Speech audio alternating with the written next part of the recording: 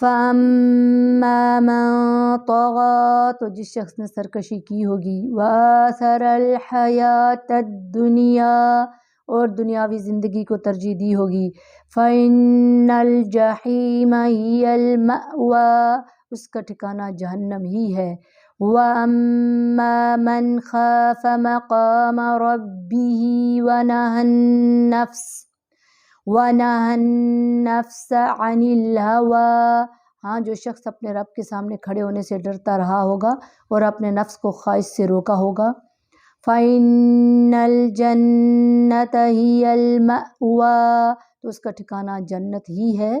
يَسْأَلُونَكَ عَنِ السَّاعَةِ أَيَّانَ مُرْسَاهَا، لوگ آپ سے قیامت کے واقع ہونے کا وقت دریافت کرتے ہیں۔ فِيمَ أَنْتَ مِنْ ذِكْرَاهَا، آپ کو اس کے بیان کرنے سے کیا تعلق؟ إِلَىٰ رَبِّكَ مُنْتَهَاهَا، اس کے علم کی انتہا تو اللہ کی جانب ہے۔ إِنَّمَا أَنْتَ مُنْذِرُ مَنْ يَخْشَاهَا، آپ تو صرف اس سے ڈرتے رہنے والوں کو آگاہ کرنے والے ہیں۔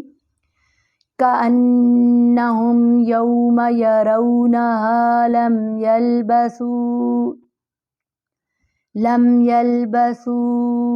إِلَّا عَشِيَّةً أَوْ ضُحَاهَا، جس روز یہ اسے دیکھ لیں گے تو ایسا معلوم ہوگا کہ صرف دن کا آخری حصہ یا اول حصہ ہی دنیا میں رہے ہیں۔